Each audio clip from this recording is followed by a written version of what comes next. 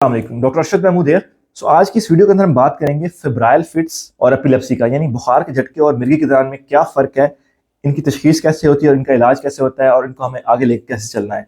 वालिदैन इस चीज़ के बारे में बड़े परेशान होते हैं और हमसे बार बार पूछ रहे होते हैं कि डॉक्टर साहब फेब्राइल फिट्स क्या होते हैं, एपिलेप्सी में क्या फ़र्क है और क्या मेरे बच्चे को फेब्राइल फिट है या एपिलेप्सी है। फेब्राइल फिट क्या होता है? फेब्राइल फिट बेसिकली एक कंडीशन है जिसके अंदर बच्चे को बुखार होता है। सबसे इंपॉर्टेंट चीज़ उसके अंदर बुखार का होना है, ठीक है।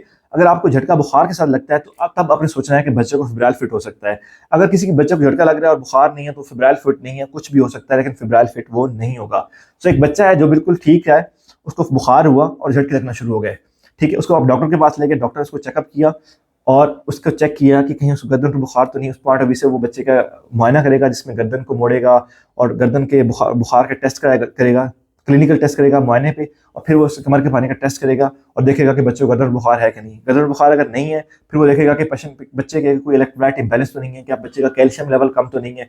वो इस तरह चेक कर लेगा। अगर एक पेशेंट है जिसको बुखार हुआ, झटके लगे, लेकिन उसको गर्दन बुखार की अलामत भी नहीं है, उसके कमर के पानी का टेस्ट नॉर्मल आ गया है, उसके इलेक्ट्रोलाइट यानी कि कैल्शियम का लेवल नॉर्मल आ गया है, दिमागी तौर पर बच्चा बिल्कुल नॉर्मल है, तो पेशेंट को हम, और पहले भी उसको कोई झटके इस तरह का मसला नहीं होता, पहले बच्चा कोई दिमागी कमजोरी का शिकार नहीं है, तो उस पेशेंट को हम लेबल करते हैं कि पेशेंट को गर्दन बुखार के झटके हैं।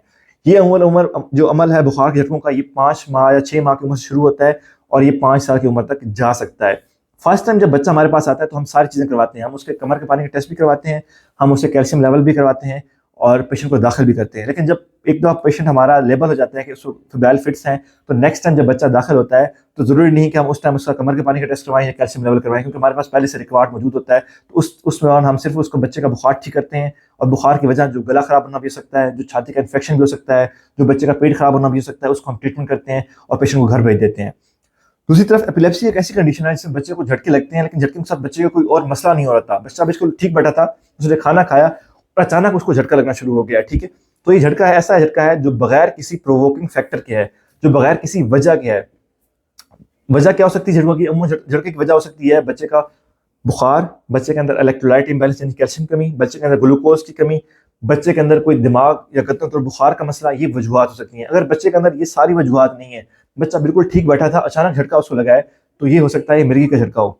अब मिर्गी के बच्चे को लेबल कैसे करनी है? तो मिर्गी के लेबल करने के लिए बच्चे को 2 झटके लगने चाहिए जो बगैर किसी वजह के हों, और उन झटकों के दौरान एटलीस्ट 24 आवर का वक्फा होना चाहिए। सपोज अगर एक बच्चे को आज 8 बजे झटका लगा है, बच्चा बिल्कुल ठीक था, और झटके के बाद बच्चा झटका लगा, उसके बाद आपने ट्रीटमेंट करवाई है, वैसे बच्चा ठीक हो गया है, और उसको फिर अगले दिन 10 बजे, 9 बजे या 10 बजे झटका लगा है, तो उसका मतलब है कि 2 झटके उसको लगे हैं बगैर किसी वजह के, और उसके दरमियान 24 घंटे का वक्फा है, तो हम पेशेंट को बोलेंगे कि इस पेशेंट को एपिलेप्सी या मिर्गी का मसला है।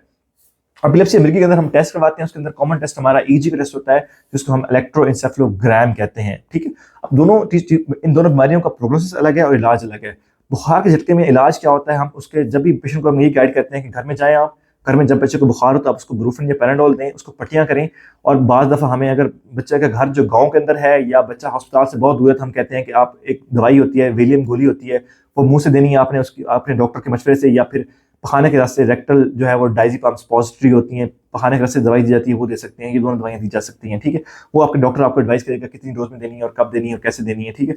तो ये दवाइयाँ हम दे सकते हैं कि बच्चे को बुखार के दौरान आपसे दवाइयाँ देनी है, बाकी बच्चों को रेगुलर रूटीन में झटकों की दवाइयाँ नहीं देनी। जबकि एपिलेप्सी के केस में आपने बच्चों को रेगुलर मेडिसिन देनी है, जिसमें एपिवॉल है या बाकी लिरेस है, जेटिकैम, डिफरेंट सिरप्स होते हैं, तो वो आपने रेगुलर देनी है। इस सूरत में आपने एटलीस्ट 2 साल दवाइयाँ देनी है। 2 साल के बाद अगर झटके बच्चे कंट्रोल रहते हैं 2 साल के दौरान, तो फिर हम दवाइयाँ ऐसा ऐसा कम करते हैं।